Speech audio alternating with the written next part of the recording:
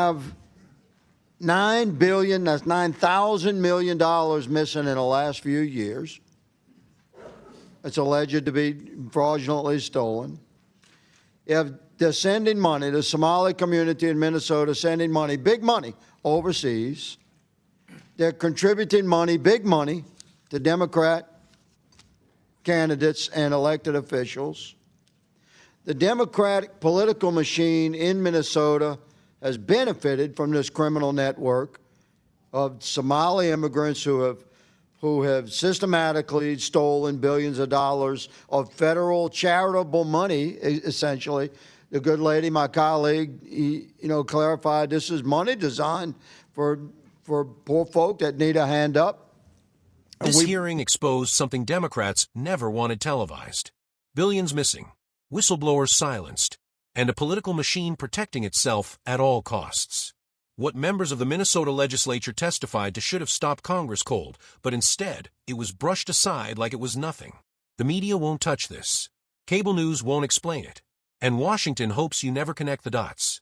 So before we break down what lawmakers admitted under oath, and why this points to something much bigger like subscribe and share this video. Because once you hear this, you'll understand why they want it buried. Something criminal is going on when you have billions of dollars disappearing into child care centers with no children in them, and you have a tremendous transfer of wealth into a relatively small immigrant community.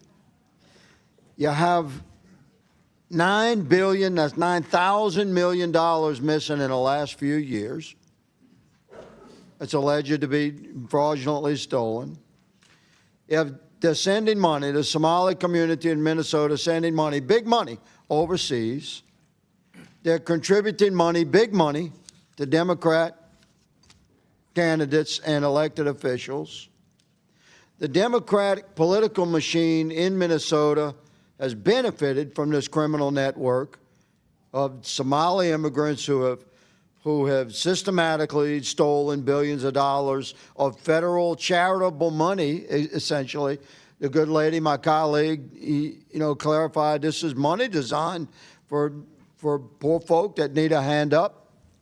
And we generally want that to happen in America in an effective manner. So this is the scenario that we are looking into today. Have I summed it up fairly well, Ms. Robbins? Yes, sir. And I would just like to add... Before you add, Mr. Hudson, is this an effective summary, sir? Yes, sir, it is. Thank you, Ms. Rarick. Yes. Thank you. So from the perspective of members of the Fraud Investigative Committee of the Minnesota State Legislature, we have a large criminal network with high percentages of participation in that criminal network from the Somali community in Minnesota. That community has tremendous influence within the political arena, specifically within the Democrat political arena in Minnesota. The Democrat political machine has been covering for this criminal network, and here we go to Governor Walz's involvement here, which is shocking to me, quite frankly, because I've been friendly with Governor Walz for many years. I served with him here.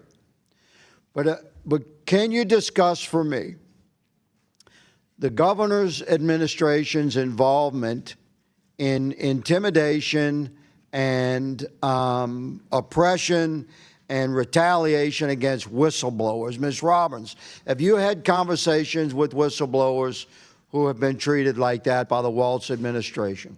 Yes, I have. And what can you tell us about that? Without naming the person or revealing stuff that's secret, tell us how that retaliation would happen. So it happens in a variety of ways. They are demoted or reassigned, or they are told that they could lose their job and then their house or their pension or their retirement benefits or not qualify for unemployment. So it's... Well, that's very serious. That's very serious allegation. I would say that's criminal retaliation. Mr. Hudson and Ms. Rarick, have you seen similar? I would defer to Representative Rarick.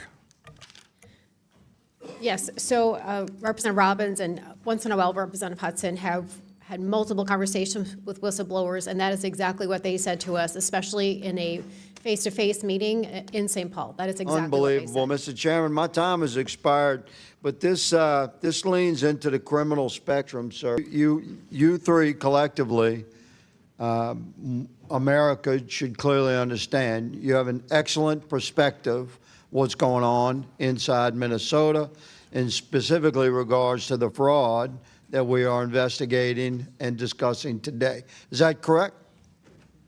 Yes. Yes, okay.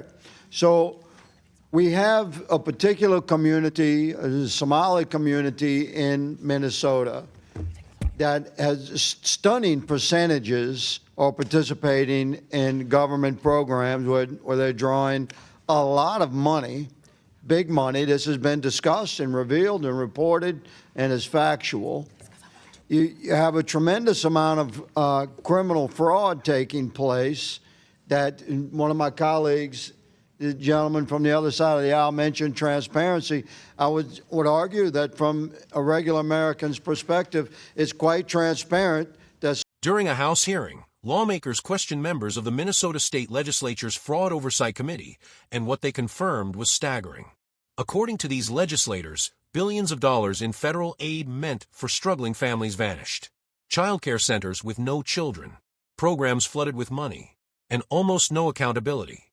They testified that roughly $9 billion is unaccounted for, allegedly siphoned through fraud schemes tied to small, politically powerful network.